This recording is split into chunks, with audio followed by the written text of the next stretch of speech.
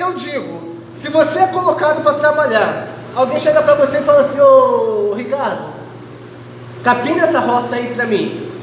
Tá, mas para capinar, que pedaço? Aí a pessoa fala: não, vai capinando aí. Quando eu voltar, a gente acerta aí. Aí você começa a capinar, o dia vai passando, camarada não volta para prestar conta contigo, tu vai ficando cansado, aí você fala: pô, acho que eu vou parar, camarada não apareceu, será que ele vai voltar? Aí começa aquela coisa: será que ele vai voltar?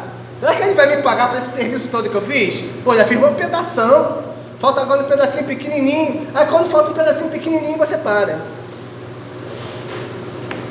E aí a obra ficou pela metade. Então é esse o erro que muito cristão tem cometido. A gente tem que fazer a obra até o fim.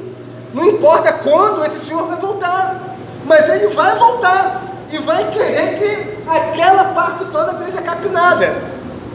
Ricardo, e aí? Ah, Senhor, o cabo da enxada quebrou, minha mão deu calo, aí nós começamos as desculpas. Naquele grande dia não vai ter desculpas. Não vai ter desculpa. O Senhor vai falar: mas vem cá, eu te capacitei, eu te dei as ferramentas que você precisava. E aí, o que aconteceu? Eu já vi caso, que tem camarada que danifica um instrumento de trabalho para poder enrolar na tarefa que ele tem que fazer. Eu já vi motorista arrumar problema para carro, danificar alguma coisa lá no carro, para ficar com o carro parado, para não ter que dirigir. Motorista de ônibus, eu já vi. O cara não está a fim de aturar passageiro, aí não está a fim de trabalhar, fica com o veículo parado quase o dia inteiro. Até chegar o reboque, aí chega o reboque, aí passa os passageiros todos para outro ônibus, aí leva o reboque para a oficina, aí chega lá na oficina, não tem outro ônibus para o cara circular, e pronto, foi embora.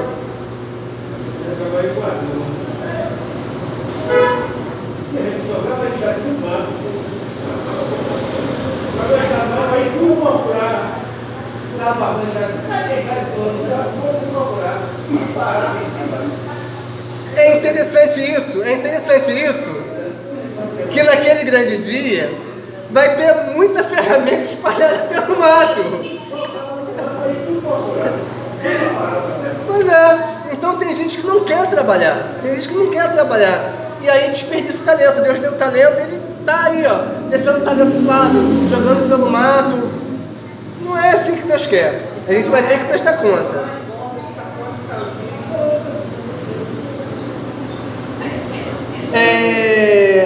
Outra coisa também em relação aos talentos. Ele diz aqui que distribuiu os talentos de acordo com a capacidade de cada um. Amém? Existe também uma hierarquia. O que é hierarquia? Aqui na igreja existe o auxiliar de trabalho, existe o diácono, existe o presbítero, existe o evangelista, existe o pastor auxiliar, aí existe o pastor, né, que é responsável por todo... Dentro dos pastores também existe uma hierarquia.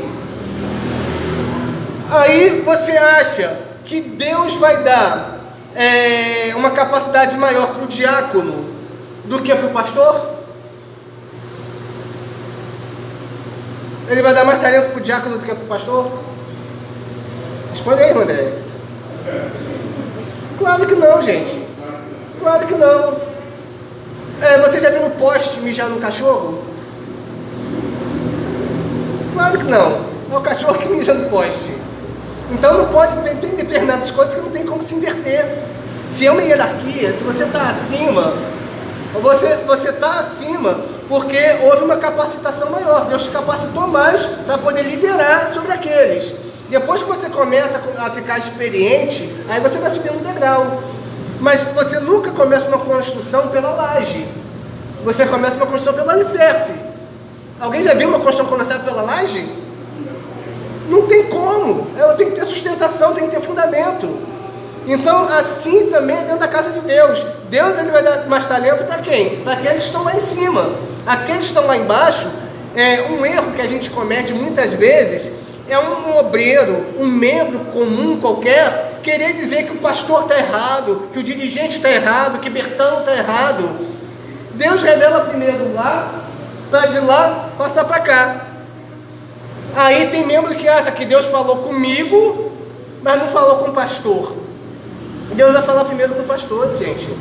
Deus vai mostrar primeiro ao pastor. Deus pode mostrar para outra pessoa para quê? Para testificar, para confirmar aquilo que já foi falado para o pastor. Vai ser uma confirmação. Mas às vezes o poste quer mijar no cachorro. Às vezes a gente que está embaixo quer dizer que a gente é melhor, que Deus usa a gente e Deus não usa fulano de tal. Não existe isso.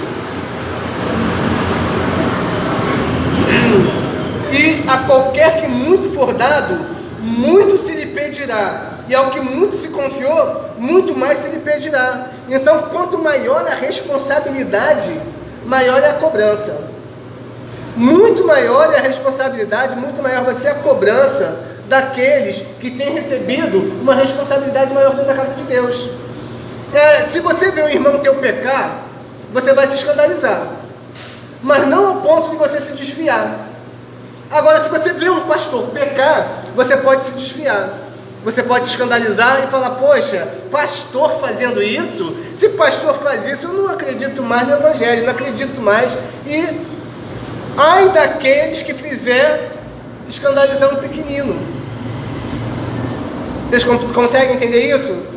Que quanto mais é dado, mais é cobrado. Então, quanto maior a posição que a gente está dentro da casa de Deus, maior é a responsabilidade que a gente tem com os nossos irmãos. Cada dia eu tenho que me preocupar mais e mais em evitar fazer qualquer coisa que venha escandalizar vocês. Se eu cometer um pecado, eu creio que a cobrança vai ser maior para cima de mim. Eu falo, poxa, irmão Ricardo, esperava de qualquer um, mas irmão Ricardo fez aquilo. Rapaz, é pesado. Qualquer responsabilidade que se assume dentro da casa de Deus, a gente tem que assumir mesmo e levar até o fim. E é por isso que tem gente que enterra o talento, que não quer assumir responsabilidade, não quer assumir compromisso. A gente está tão preocupado às vezes em não pecar, mas acontece que a omissão também é pecado. Se eu enterrei o meu talento, ficou lá escondidinho, aí chegou no dia da prestação de conta, peguei meu talento, apresentei o talento, tá aqui ó, me deu um, estou devolvendo um. Mas espera lá, e aí? Não é isso que eu quero não fez uso dele não? Não, ó, me deu a revista, tá novinha, nem abri para ler, tá novinha, estou devolvendo. Não, era para você ler, era para você usar, era para você aprender, era para você compartilhar o que você aprendeu aqui. Não era para você pegar e guardar a revista. Então, assim, Deus vai fazer com cada um de nós. O pecado de omissão é tão grande quanto o pecado de tentar fazer e fazer errado. Poxa, peguei, olha, não compreendi direito, teve algumas coisas que eu ensinei, ou teve algumas coisas que eu deixei de ensinar porque eu não entendi direito, e eu fiquei com medo de ensinar errado, então eu preferi não ensinar. Mas aquilo que eu entendi, eu ensinei. Aí é diferente. Estão entendendo como é que é a coisa? E isso eu estou me referindo ao ministério de ensino. Mas existem diversas outras lideranças. Vamos supor, irmã é do círculo de oração, é líder do círculo de oração. Então ela tem também a responsabilidade dela como líder do círculo de oração. Uma das responsabilidades, quando você é líder, você tem que dar sempre exemplo. Não adianta você falar, vai lá e faz, ó. Tem a segunda dirigente, ó, irmão, hoje eu não vou porque eu tô com dor de cabeça e minhas pernas tá doendo e hoje eu não vou não. A irmã vai lá e dirige o trabalho. Aí chega na semana seguinte, a irmã, olha irmã, hoje eu tenho compromisso aí e também não vou poder ir. E aí chega no círculo de oração, a líder nunca tá. Vocês acham que esse círculo de oração vai para frente? Não vai para frente. A líder tem que estar de frente. Vocês acham que se o pastor Eliezer estiver ausente dos cultos, tem gente que vem aqui por causa de Jesus, mas o pastor Eliezer é a pessoa que nos atrai aqui para a casa de Deus. E aí o pastor Eliezer para de vir nos cultos, vai ter irmão que vai parar de vir. E aí Deus vai cobrar dele. Vai falar, olha, muitas almas deixaram de ir para a minha casa porque você não estava sendo um pastor presente. Você estava sendo um pastor ausente. Amém? é a responsabilidade da vida de cada um. Cada um de nós temos responsabilidades, temos compromissos, e a gente tem que honrar o compromisso que Deus nos deu. Às vezes a gente não se sente qualificado para fazer determinada coisa, mas se Deus te escolheu, Ele vai te capacitar para aquilo. Ele vai te capacitar, mas tem que haver o quê? O interesse. Você tem que despertar interesse em aprimorar aquilo que Deus te deu. Tem coisas que a gente já nasce sabendo fazer. Por exemplo, tem gente que sabe desenhar, que é uma beleza. Ou tem músico que ouve uma melodia, pega o instrumento e reproduz aquele som ali. Pega o violão, ouviu uma vez só, mas pegou, daqui a pouco está tocando na igreja só de ouvido, sem partitura. Mas eu também sou músico, não sei tocar de ouvido, mas aí eu vou pegar a partitura. Olha, como é que é a partitura daquela música? Irmão Ricardo, baixa aí na internet a partitura daquele louvor, que eu quero tocar aquele louvor. Aí o irmão vai lá, pega a partitura e fica em casa treinando, até o dia que ele toca bonitinho. Um já nasceu com dom, o outro aprendeu e desenvolveu.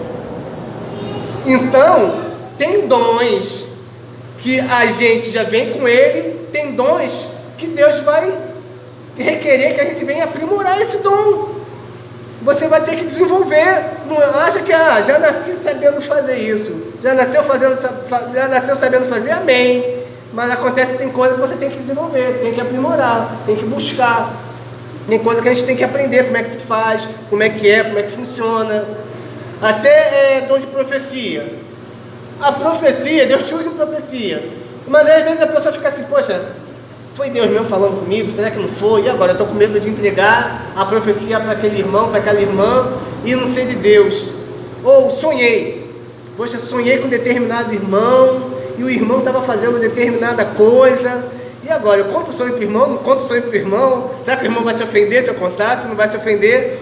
Aí você tem que entender o seguinte: a profecia, ela tem 3 finalidades: exorta, edifica e consola. Aquilo ali que Deus mostrou para você vai causar esse efeito na vida da pessoa? Vai consolar, vai edificar, vai exortar? Então a gente tem que ter algum conhecimento, sim, conhecimento de determinadas coisas, para poder ser usado em profecia. Não é chegar qualquer coisa que, desceu o mistério, desceu o manto, aí começa a falar, fala para você, fala para cá, fala para lá, e de repente tem coisa que não é Deus que deu. Nesse meio aí você tem que filtrar. De repente tem coisa que passa, não é assim? Essa semana, Irmã das Neves foi usada por irmão lá atrás, não foi? Ela ri. Foi ou não foi? A irmã teve convicção de que era Deus que estava te usando? Por quê? Hã?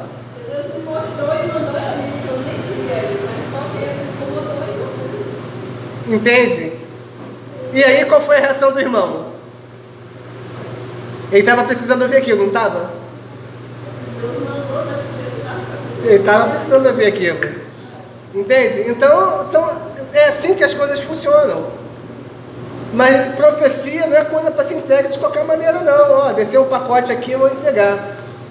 E eu sempre baixo a marreta daqueles cultos que o irmão não prega, desperdiça o momento da mensagem, pula a mensagem para terminar logo e começar a entregar a profecia de banco em banco. Rapaz, isso me dá uma coisa. Eu não gosto desse mistério, não. Não gosto, não. Gosto da palavra de Deus. Eu gosto que Deus use na palavra ali. Aí sim, se tiver profecia que seja para igreja, aí ele usa o púlpito para profetizar para a igreja.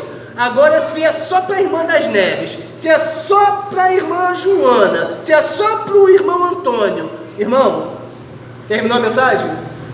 Tem alguma profecia para a igreja? Não tem? Então, se for alguma coisa em particular, fale em particular, por favor.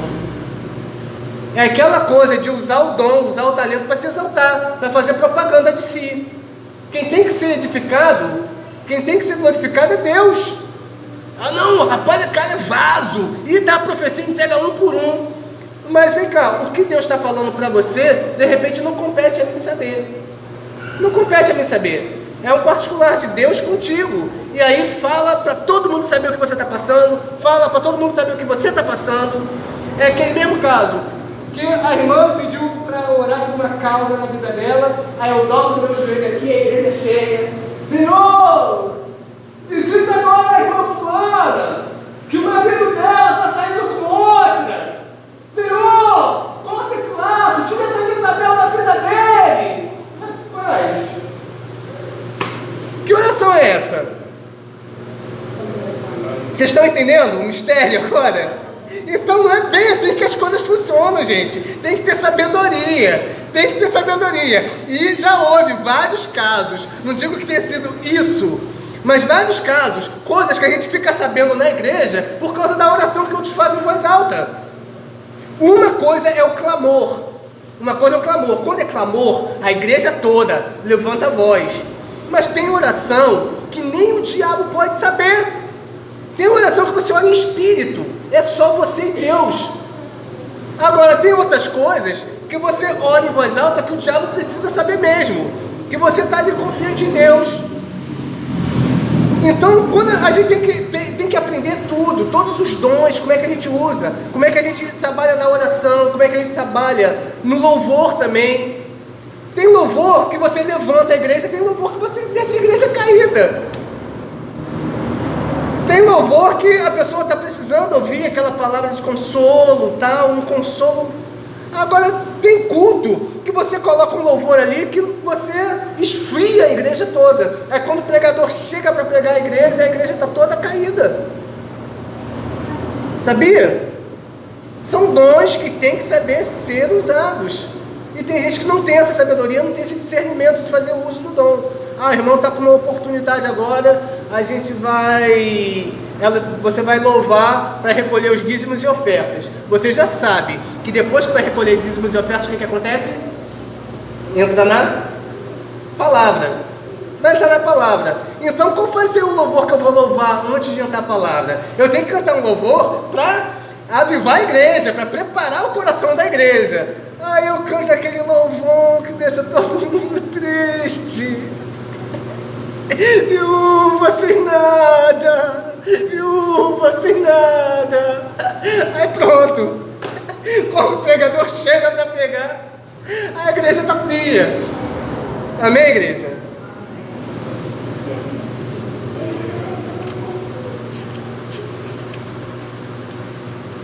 Eu não estou criticando o louvor não, estou dizendo que tem um momento certo para isso, amém? Assim como é o caso de testemunhos também. Mais uma coisa, testemunho é para quê? Para edificar a igreja, não é?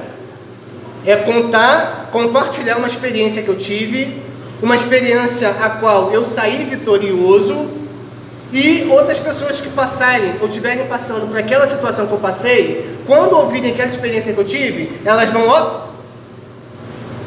Mas aí, vamos supor que eu vá contar um testemunho sobre prosperidade financeira.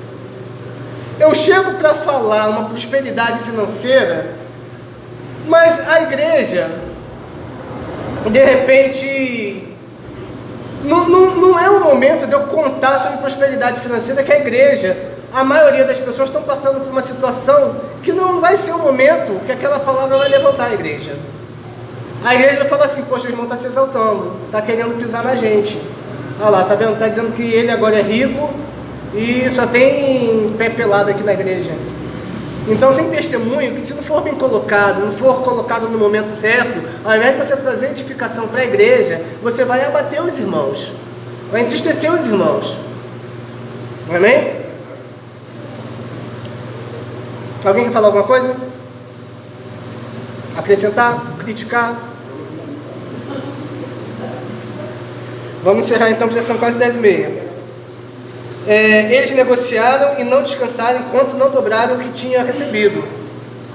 Então tá aí. A gente não deve se satisfazer com aquele talento que Deus deu, não. A gente deve querer aprimorar esse talento e, se possível, granjear para ter mais talentos. Recebemos algo de Cristo, ou seja, dons e talentos. Podemos aperfeiçoar os dons, tá? Já falei.